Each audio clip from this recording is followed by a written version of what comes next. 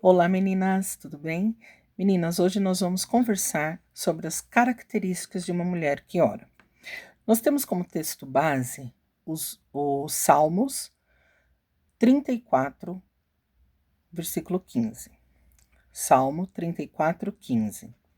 Os olhos do Senhor estão sobre os justos e os seus ouvidos atentos ao seu clamor. Aqui nós entendemos que a mulher ela precisa estar em todo o tempo em oração, como nós já estamos vindo conversando no decorrer desses dias, né? Já temos conversado a esse respeito. E aqui, ó, ele fala assim: os olhos do Senhor estão sobre os justos, os olhos do Senhor estão sobre nós. A partir do momento que nós nos colocamos diante do Senhor em oração e buscamos a santificação das nossas almas, da nossa vida, os olhos do Senhor estão sobre nós e os seus ouvidos atentos ao seu clamor. Isso quer dizer que, quando nós nos dispomos a orar, nós colocamos uma rotina ali, um horário, para nós estarmos como um encontro marcado mesmo, os ouvidos do Senhor estão atentos ao nosso clamor. Então, imaginemos assim: você tem um encontro marcado com o Senhor todos os dias, no horário. Um exemplo, 7 horas da manhã. Todos os dias você tem esse encontro. Então eu, pastor Ivani, entendo que o Senhor, ele já se prepara, sabe, para esse encontro. E ele fala assim, não, esse horário, a minha filha virá para falar comigo. E eu preciso estar aqui com os ouvidos atentos ao clamor da minha filha. Eu preciso estar aqui à disposição da minha filha, sabe? Porque nós temos esse compromisso. E ela está buscando se justificar, se purificar e ter um relacionamento comigo. Então eu estou aqui com os ouvidos atentos ao clamor dela. No tempo certo, no tempo oportuno, eu irei entrar com providência. O meu tempo não é o tempo dela, mas ela sabe que eu estou aqui, que eu estou ouvindo as suas orações, que eu estou ouvindo o seu clamor. Entende? Então, é isso. Texto base. É isso que ele está dizendo para nós. Nós conjecturamos aqui diante da nossa realidade, para o nosso tempo. Imaginemos assim, você marcando uma reunião e você se prepara, a pessoa se prepara para te receber, coloca uma roupa bonita, faz uma maquiagem, que não é meu caso, porque eu não gosto disso, mas as pessoas que gostam, né, faz uma maquiagem, se prepara, se produz para este momento, para esta reunião, para este encontro. Assim é com o Senhor, entende? Só que claro que ele não vai parar tudo. Ah, não, agora o Senhor, ele faz mil e uma coisas ao mesmo tempo, né? Porque ele é Deus, ele é soberano. Porém, nós precisamos parar tudo e preparar esse tempo para estar com ele, porque os ouvidos dele estão atentos à nossa oração. Os ouvidos dele estão atentos ao nosso clamor. Ele se dispõe a nos ouvir nesse momento. E eu vou te provar isso dentro da palavra do Senhor.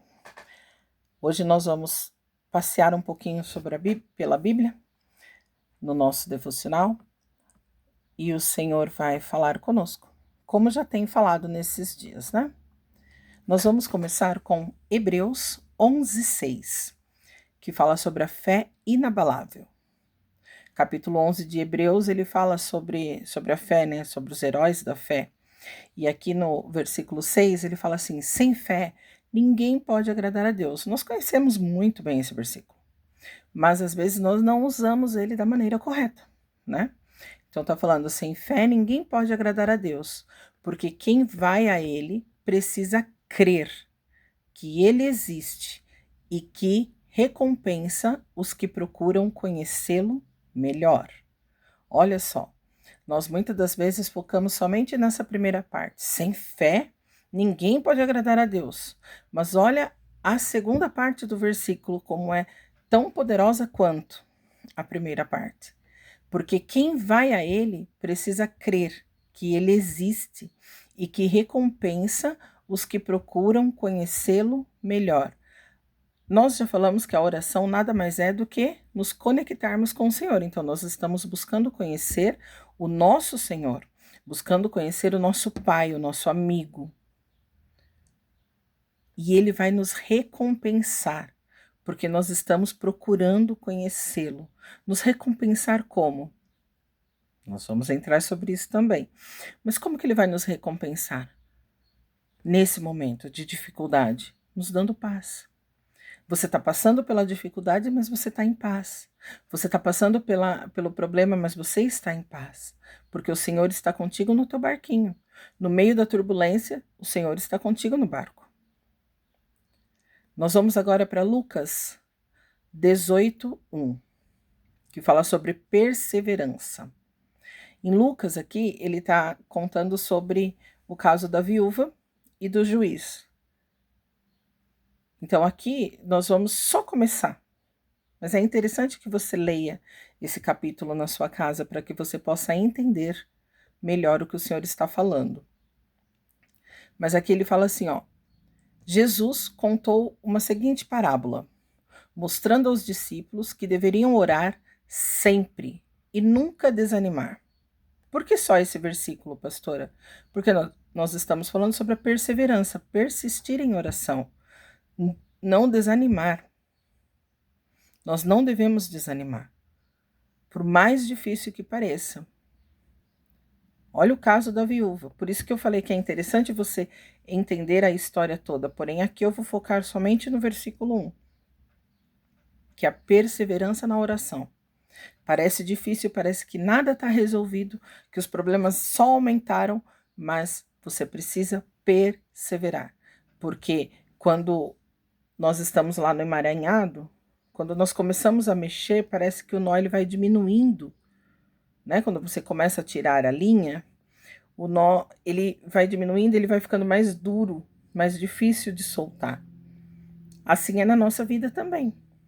Parece que fica mais difícil, que a solução não vem, mas a solução está aí. A solução é Cristo. E Ele vai nos dar direcionamento para chegarmos no ponto que precisamos chegar. Então, a perseverança ela é muito importante para a mulher que ora. Agora, eu vou falar com vocês um pouquinho, ainda falando sobre isso, da autojustificação. Por quê? Por que, pastora, você está falando sobre isso? Porque às vezes a gente chega diante do Senhor e quer se justificar. Ah, eu preciso contar, eu preciso justificar que isso aconteceu por causa disso, que foi assim.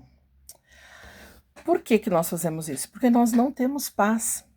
Pessoas que justificam a si mesmas, elas não têm paz.